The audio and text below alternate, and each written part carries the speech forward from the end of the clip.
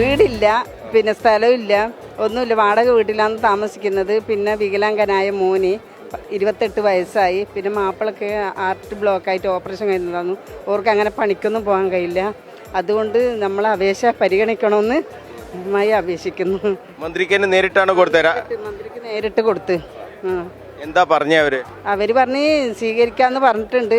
പിന്നെ അവരെ ഓഫീസിൽ പോകാൻ വേണ്ടി പറഞ്ഞിട്ടുണ്ട്. പിന്നെ നമ്പർ തന്നിട്ടുണ്ട് വിളിക്കാൻ വേണ്ടിയിട്ട്.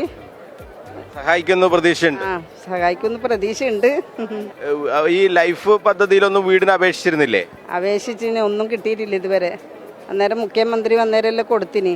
അന്നേരം പറയുന്ന ആയിട്ടില്ല എന്നാണ് പറയുന്നത്. അതുകൊണ്ട് നമ്മ പിന്നെ ഇവരിങ്ങനെ വന്നോണ്ട് നമ്മ വന്ന് അതുകൊണ്ട് സ്വീകരിക്കുമെന്ന് നമുക്ക് ഉറപ്പുണ്ട്. വീടില്ലാത്തതാണോ? എന്ത് പരാതി കൊടുത്തപ്പോ എന്താ പറഞ്ഞേ? പരിഗണിക്കാന്ന് പറഞ്ഞു. പ്രതീക്ഷയുണ്ട്. ഒരുപാട് വർഷമായി വീടില്ലാതെ വാടകയ്ക്കാ നിൽക്കുന്നത്. ഭർത്താവ് മരണപ്പെട്ട് ഇപ്പം 4 വർഷമായി. ചെറിയൊരു ഹോട്ടൽ തുടങ്ങിയിട്ട് ഇപ്പോൾ ജീവിക്കുന്നത്. അപ്പം ഇപ്പോൾ സ്ഥലത്തിന് വേണ്ടിയിട്ടാണ് കൊടുത്തത്.